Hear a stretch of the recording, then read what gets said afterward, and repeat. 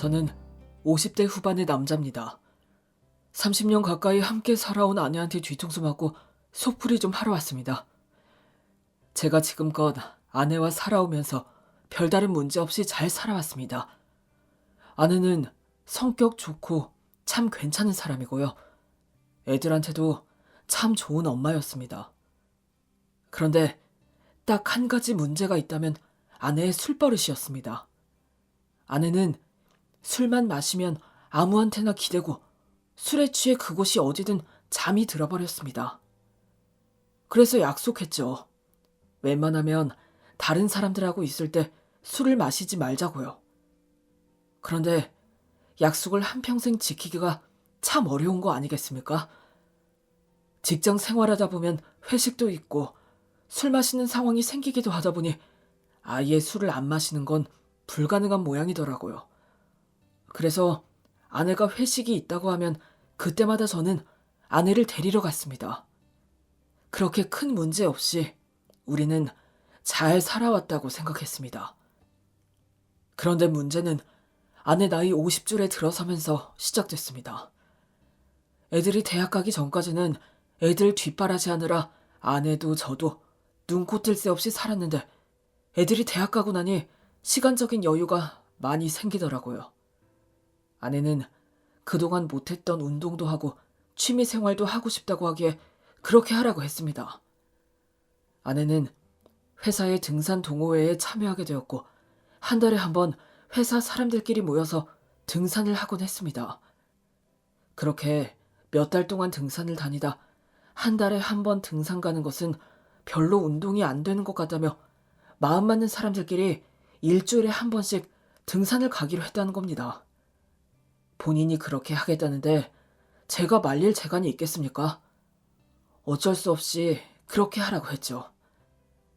그러던 어느 날 결국 사고가 터지고 말았습니다. 친구가 얼마 전 서울 근교에서 새로 커피숍을 하나 오픈했는데 그 친구가 전화가 와서 재수 씨랑 근처에 놀러 왔냐고 묻더군요. 놀러는 무슨, 나 어제 말술 마셔서 숙취 때문에 일어나지도 못하고 있어. 그래? 이상하다. 그럼 재수 씨 옆에 있던 남자가 네가 아니었다고? 뭔 소리야. 재수 씨는 뭐고 또 그 옆에 남자는 뭐냐? 너는 친구도 못 알아보냐? 네가 말하는 그 재수 씨 등산 가셨다. 엉뚱한 사람 보고 재수 씨하고 달려가지 말고 술 덜 깼으면 너도 잠이나 더 자. 그랬더니 친구는 이상하다. 재수 씨 목소리는 내가 정확하게 아는데 하면서 전화를 끊더라고요. 저는 친구 전화를 대수롭게 생각하지 않고 그 일은 아예 잊고 지냈습니다. 그런데 몇 주 후 다시 친구한테 연락이 왔더라고요. 재수 씨 확실히 봤다고 흰색 SUV에 어떤 남자와 같이 타고 온 것을 자기 눈으로 똑똑히 봤다는 겁니다. 그래서 아내를 어디서 봤냐고 물었더니 친구가 바로 대답을 못하고 얼버무리더니 한참 후에야 모텔이라고 하더라고요. 그날 그 친구도 모텔 사장을 만나기 위해서 잠깐 들렀다 제 아내를 봤다는 겁니다. 저는 순간 머리가 띵해지는 것 같았지만 겨우 정신 차리고 아마 잘못 봤을 거라며 전화를 끊었습니다. 그런데 잘못 봤을 가능성보다는 정확하게 봤을 가능성이 더 클 것 같다는 생각이 들었습니다. 그러고 보니 그동안 아내의 행동이 좀 이상하다 생각이 들더군요. 집 더러운 것은 질색하는 사람이라 매일 쓸고 닦고 하던 아내가 집안일은 뒷전이고 전화기만 붙들고 살았던 점, 주말에 회사 사람들이랑 등산을 간다고 하면서 온 정성을 다해 화장을 했던 점, 본인이 자처해서 외근직이 많은 부서로 옮긴 점 등 그제야 모든 행동에 이유가 있었구나 싶더군요. 저는 아내하고 결혼하고 난 후 단 한순간도 가족들에게 부끄러운 짓 한 적 없습니다. 그러면 천벌받을 것 같아서요. 그런데 아내는 어찌 남의 눈 무서운 줄도 모르고 그런 천벌받을 짓을 하고 다녔을까요? 대한민국은 일부 일처제가 법적으로 정해져 있는데 다른 사람을 만나고 싶으면 지금 살고 있는 사람과 헤어진 후에 다른 사람을 만나든지 해야지. 어찌 멀쩡히 살아있는 배우자를 두고 다른 사람을 만납니까? 이것은 가족을 속이고 배신하고 말라 죽이는 것이죠. 저는 이 상황을 끝내야겠다 생각이 들었습니다. 배우자에 대한 기본적인 예의도 없고 약속도 못 지키는 이런 사람과 어떻게 더 믿고 살겠습니까? 저는 저에게 전화한 친구를 찾아갔습니다. 그리고 아내를 보았다는 그 사장이 운영하는 모텔을 찾아가서 사정을 했습니다. 현장을 잡고 싶으니 좀 도와달라고, CCTV를 좀 보여달라고 했죠. 그랬더니 그 사장님은 그건 좀 어렵고 그때 왔던 그 차가 들어오면 바로 연락은 줄 수 있다고 하더군요. 연락 주면 바로 달려와서 저보고 직접 현장을 잡으라고 했습니다. 여기 있으면 그런 사람들 수도 없이 많이 봅니다. 그런 사람들이 있어서 저는 돈 벌어먹고 살고요. 그런데 제가 현장 덮치는데 도움 줬다고 하면 우리 가게 망해요. 저도 비슷한 경험이 있고 남일 같지 않아서 도와주는 거니까 절대로 나하고 연락됐다는 말은 입 밖에도 꺼내면 안 됩니다. 저는 꼭 그렇게 하겠다고 굳게 약속을 하고 그 사장의 연락을 기다렸습니다. 제가 그 사장을 찾아가고 한 달 조금 넘게 지났을 때 그 차가 들어왔다고 사장님으로부터 연락이 왔더군요. 저는 만사를 제치고 현장으로 달려갔죠. 둘이 나올 때까지 주차장에서 기다리고 있는데 1분이 10년처럼 길게 느껴졌습니다. 한 30년이 지난 것 같이 느껴질 때쯤 둘이는 무슨 작전이라도 하는 사람들처럼 얼굴을 가리고 두리번거리면서 빨리 차에 올라타더군요. 지들도 부끄러운 짓 한 거는 아는 모양이더군요. 저는 일단 사진부터 찍고 차에 있는 남자를 끌어내려서 바닥에 패대기를 쳤습니다. 땅바닥에 엎어진 그놈은 엄청 놀라며 그 자리를 피하기 위해서 주차장 밖으로 도망을 치더군요. 그때 주차장 입구에 서 있던 제 친구가 그놈 다리를 걸어서 그놈은 땅바닥에 고꾸라졌습니다. 고꾸라지면서 얼굴이 바로 땅바닥에 처박혔는지 그놈 코에서는 코피가 줄줄 나더라고요. 얼굴에서 피가 흘러내리니까 피 소리를 치면서 시겁하고 있더라고요. 저는 그놈을 잡고 결혼한 사람 데리고 뭐 하느냐고, 어디서 세상 무서운 줄 모르고 인간 같지 않은 짓을 하고 다니냐고, 앞으로 그대로 갚아주겠다고 이를 갈았죠. 제가 그놈하고 얘기하고 있는 동안 제 친구는 뭐를 열심히 적고 있었습니다. 너는 뭘 그리 열심히 적고 있냐?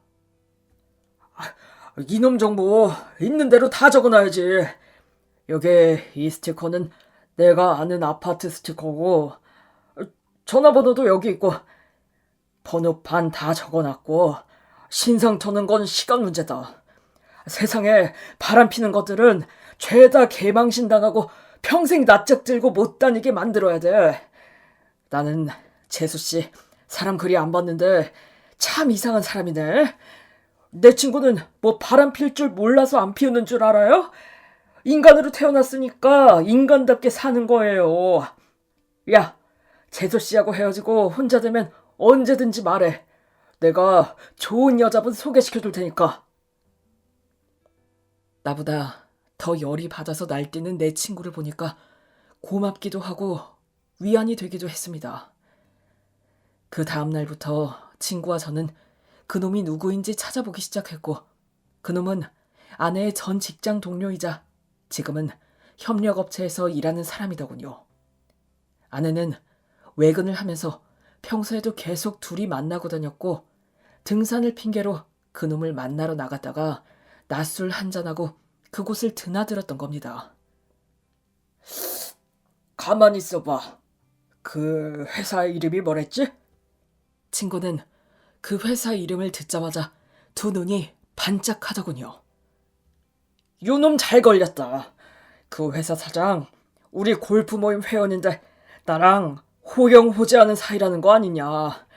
이번 주에 안 그래도 골프 치러 가기로 했는데 내가 만나서 술 한잔 하면서 그놈 얘기 슬쩍 흘릴 테니까 너는 나만 믿어. 친구는 그 주 주말 그 사장을 만나서 친구 와이프가 바람이 나서 친구가 식음을 전폐하고 알아누웠다며 이러다 사람 하나 잘못되는 거 아닌지 모르겠다며 얘기를 꺼냈다더군요. 그랬더니 얘기를 듣고 있던 사장이 노발대발 공분을 하더랍니다. 사실 얼마 전 그 사장 사모도 골프 선생하고 바람이 나서 바람 피우는 인간들한테 이를 갈고 있다고 하더라고요. 친구는 그놈 이름과 인상착의를 은근슬쩍 얘기하면서 그놈이 그 회사에 다니고 있다는 걸 전달했다더군요. 그래서 내가 얘기했지. 그런 양심 없고 못 믿을 사람을 회사에 둬도 되겠냐. 그런 인간들은 다시는 그러지 못하게 싹을 잘라버려야 된다. 내가 열변을 토했다는 거 아니야. 아마도 그 인간 앞으로 회사 생활 고달플 거다. 그 인간은 구 사장하고 면담을 하게 되었고 도저히 그 분위기에서는 회사를 다닐 자신이 없었던지 스스로 사직서를 내고 회사를 나갔다고 하더군요. 특별한 기술이 있기를 하나 전문직이기를 하나 그 나이에 회사 때려치면 받아주는 회사도 없으니 집에서 빌빌거리고 있다고 하더라고요. 그 인간 백수되니 가족들은 자연스럽게 모든 일을 알게 되었고 그 집도 아주 박살이 난 모양이더군요. 그놈 와이프가 성질이 보통이 아니라서 제 아내 회사에도 한번 찾아가서 뒤집었는데 그 후 아내도 얼굴 들고 회사 다닐 수가 없어서 사표를 내더라고요. 그래서 네 인생 네 알아서 살아라 했습니다. 나는 돈 한 푼 보태주지 않을 거라고 못을 박았죠. 회사에서 잘리다시피 하고 집에서 찍소리도 못하고 있는 아내 보니 참 한심하대요. 다른 남자 만나서 바람 피우는 게 뭐 그리 좋고 대단한 일이라고 나중에 어찌 될지도 모르고 그렇게 한심한 행동했을까요? 아내는 애들한테만은 제발 알리지 말라고 이혼은 하지 말자고 싹싹 빌더라고요. 네가 나한테 이렇게 하자 저렇게 하자 할 입장은 아니지. 이혼을 하든 애들한테 알리든 내가 다 내 마음대로 할 거니까 쥐 죽은 듯이 가만히 있어. 나이 50줄에 온 식구들한테 개망신 당하기 싫으면 입도 뻥끗하지 말라고. 그게 네가 진심으로 반성하는 거야. 그 후로 아직 저는 아이들한테는 이 사실을 알리지 않았습니다.